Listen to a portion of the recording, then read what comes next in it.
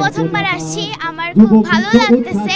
নদীর ঘাটে বসে আমরা এরকম একটা জিনিস উপভোগ করতে পারতেছি, ওটা অনেক ভালো। আমি বলতে চাই আগের বছর যেন আরো সুন্দর করে হোক, ওইটা আমি চাই। আর সবাইকে নববর্ষ উৎসবের শুভেচ্ছা। অনেক ভালো লাগছে। এখানে আমরা একটু পরে কবিতা আবৃত্তি করব, এখানে নাচ গান অনেক কিছু হয়েছে। এখন আমরা অনেক সুন্দরভাবে এই অনুষ্ঠানটা উপভোগ করছি।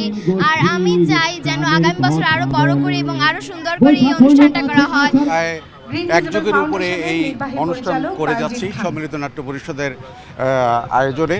আমরা দেশের মানুষের প্রত্যন্ত অঞ্চলে চাই আমাদের বাংলা সংস্কৃতিকে মিলিয়ে দিতে। আজকে এখানের মধ্যে এসে আমার খুবই ভালো লাগতেছে, কারণ এখানের মধ্যে যে এই অনেক রকমের নাচ গান আবৃত্তি, এগুলো আমার দেখতে অনেক ভালো লাগছে। এখন এটি মনে হয় বাংলাদেশে এটি একমাত্র অনুষ্ঠান যেটি সম্মিলিত নাট্য পরিষদ সিলেক্ট করে থাকে, যে চৈত্র বিদায় দিই আমরা এবং বৈশাখকে আবাহন করি। তো শিশু কিশোরা এসছে, বৈশাখ আসলে আমাদের প্রাণের উৎসব, সবার মিলিত উৎসব। এখানে ধর্মের কোনো ভেদাভেদ নেই, এখানে সবাই আমরা এক হয়ে যাই এবং এক উৎসবে মেতে উঠি। এটি হয়তো কারণ সবাই মিলে আজকে আমরা এক জায়গায় হয়েছি।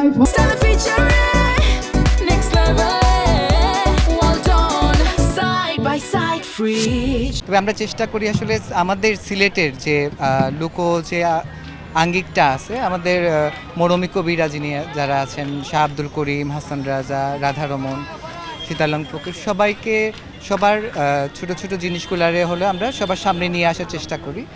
আর হচ্ছে আমাদের ঐতিহ্য, আমাদের হচ্ছে চৈত্র সংক্রান্তি, আজকের দিনটাকে আমরা বলি।